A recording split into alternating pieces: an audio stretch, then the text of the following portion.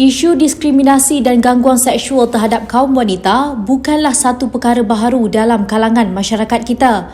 Memetik laporan berita Sumber Kini 6 September lalu, Ahli Dewan Undangan Negeri Seri Delima Pulau Pinang, Sharlina Abdul Rashid meminta perubahan iklim politik dilaksanakan untuk memberi peluang kepada kaum wanita untuk memastikan gangguan seksual dan diskriminasi tidak wujud di negara ini. Sumber Kini berkesempatan menghubungi pemimpin wanita dalam dunia politik untuk mendapatkan maklum balas mereka.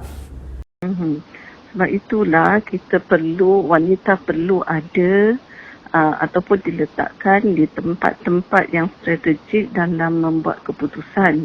Maknanya wanita itu dilibatkan dalam tempat-tempat membuat keputusan supaya sebab wanita sahaja yang faham dengan masalah wanita. Jadi pimpinan wanita inilah yang boleh bercakap bagi pihak wanita.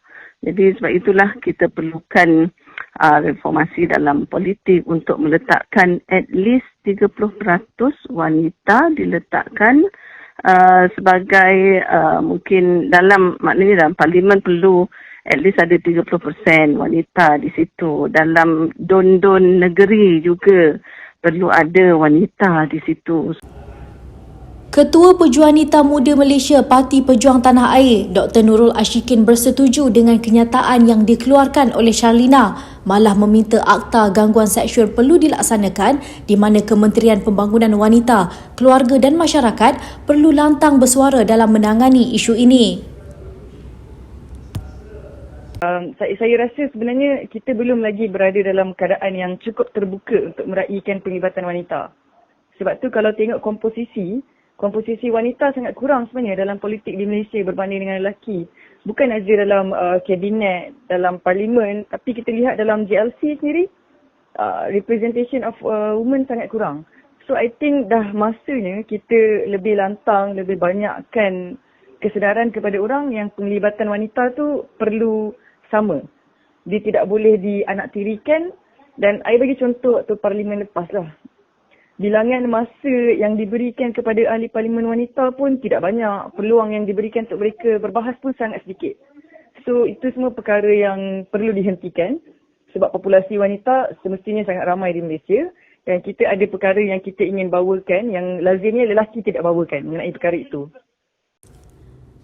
Dalam pada itu, Adun Bandar Utama Jamaliah Jamaluddin berkata, Kementerian Pembangunan Wanita, Keluarga dan Masyarakat perlu mengambil tanggungjawab dan berperanan dalam membantu menangani masalah ini dan memerlukan pelibatan wanita dalam arena politik untuk membawa suara kaum wanita ke tempat yang betul. Perkara ini akan menjadi satu perkara yang lebih serius dan impak dia adalah selepas ini hak wanita ataupun apa yang penting untuk kaum wanita tidak dihormati dalam negara.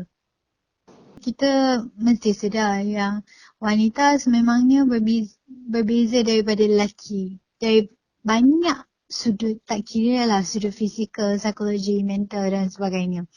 Jadi kenapa pentingnya untuk wanita berada di dalam ataupun terlibat dalam arena politik, dalam kerajaan, dalam sidang. Kerana di mana-mana pun populasi wanita tidak akan terlampau kurang berbanding dengan lelaki. So biasanya dia 50-50, sometimes 51, 52. Dan di Malaysia pula hampir sama, kadang-kadang populasi wanita juga agak meningkat. Jadi dalam keadaan sebegini, sekiranya kita tidak mempunyai pimpinan wanita ataupun ahli parlimen, wakil rakyat wanita yang ada di dalam parlimen, ada di dalam sidang, artinya kita tidak mempunyai orang yang boleh membawa suara wanita iaitu separuh populasi di Malaysia ni.